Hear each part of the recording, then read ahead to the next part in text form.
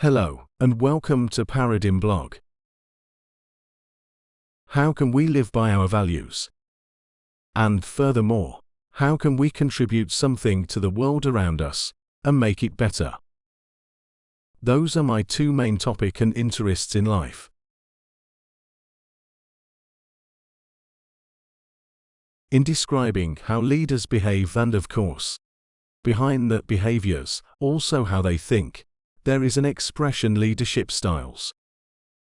And in describing styles, there are two main styles, autocratic and democratic. The difference between those is essentially in the following characteristics. 1. Initiation. An autocratic leader initiates actions and projects and other activities in an organization. A democratic leader is not necessarily the initiator. Initiation can happen in any part of an organization. 2. Taking into account. A democratic leader follows a high level of taking others into account, their experience, knowledge, and eventually opinions. 3. Centralization of decision-making. In an autocratically led system, decision-making is centralized at the top, or with a leader or a smaller-sized leadership group. On the opposite, democratic systems are decentralized, which means that decisions are made in more parts of a system. 4. Communication form and content. In autocratic system, a one-way communication prevails, and communication channels are filled with orders and guidelines on how to accomplish tasks.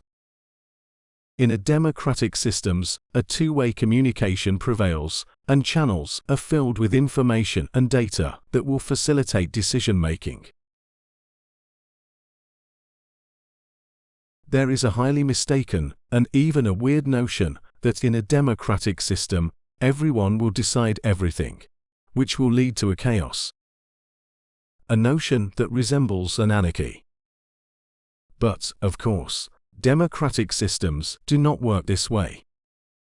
Making decisions is decentralized, but still it has to be people with knowledge and other necessary competencies that will decide, especially on export questions.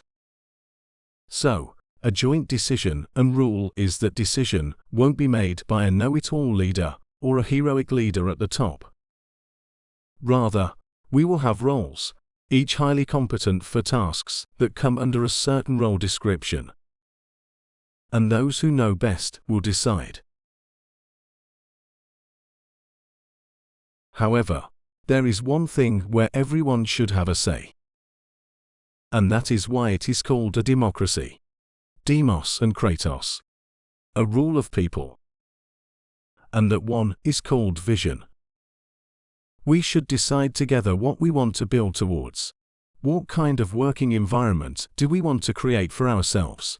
What main or central goals we want to follow? Write an article about differences between autocratic and democratic leadership. And include an idea of democratic systems, how they are developed, and how they function. Understanding the dichotomy of leadership, autocratic versus democratic. Leadership, an intrinsic aspect of human organization and governance, manifests in various styles. Two of the most prominent styles are autocratic and democratic leadership. These styles differ fundamentally in their approach to decision-making, communication, and organizational structure. Initiation and action in leadership. In an autocratic leadership model, the leader is the primary initiator of actions and projects. This centralized initiation means that most new ideas and organizational changes originate from the top. Autocratic leaders often drive the strategic direction and operational changes within their organizations, setting the tone for the entire organization's approach to work.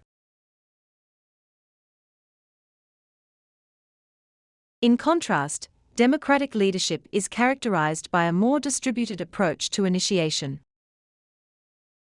Ideas and actions can emerge from any part of the organization.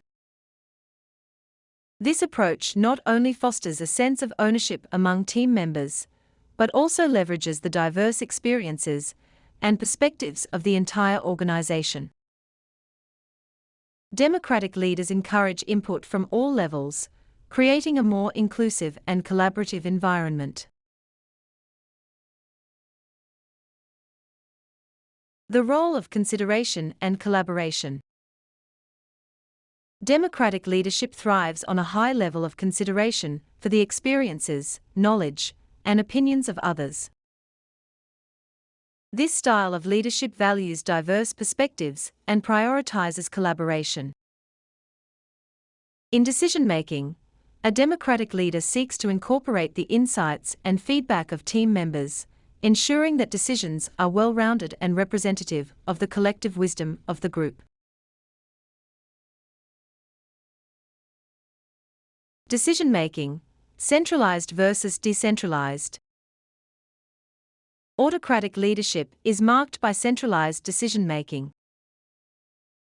Decisions are typically made by the leader or a small leadership group, often without extensive consultation.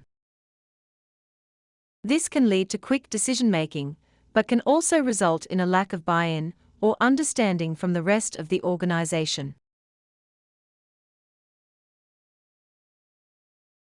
Democratic systems, on the other hand, employ decentralized decision-making. This approach disperses decision-making authority throughout the organization, allowing for more voices to be heard and considered.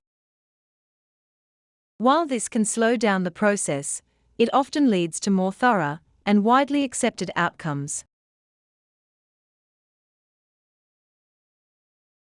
Communication patterns, directive versus interactive.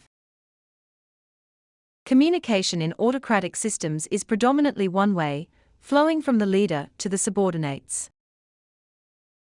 It is often directive in nature, focusing on orders and guidelines for task completion. This can lead to clear and concise instructions, but may also hinder open dialogue and feedback.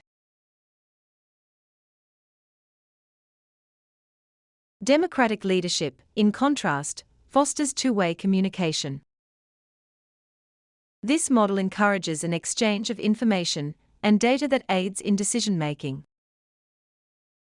Such an environment promotes transparency and encourages team members to share insights and raise concerns, leading to a more dynamic and responsive organization. Dispelling myths about democratic systems. A common misconception about democratic systems is that they are akin to anarchy, with everyone having equal say in every decision. However, in practice, democratic systems are structured and organized. Decisions, especially on expert matters, are made by those with the relevant knowledge and competence. Roles are clearly defined, and decision-making is delegated to those best equipped to handle specific issues. However, democratic systems emphasize that the vision and overarching goals of an organization should be a collective decision. This aspect underscores the principle of demos people and kratos rule, the rule of the people. In a democratic setting, the vision for the working environment and central organizational goals are shaped collectively, ensuring that everyone's voice contributes to the future direction of the organization. Conclusion. In conclusion, the differences between autocratic and democratic leadership styles are stark, impacting how organizations initiate action, make decisions, communicate, and shape their future. While autocratic leadership offers quick decision-making and clear direction, democratic leadership fosters a more inclusive, collaborative, and holistic approach. Understanding these differences is crucial for leaders to effectively navigate the complexities of modern organizational dynamics and to develop leadership styles that resonate with their unique organizational cultures and goals.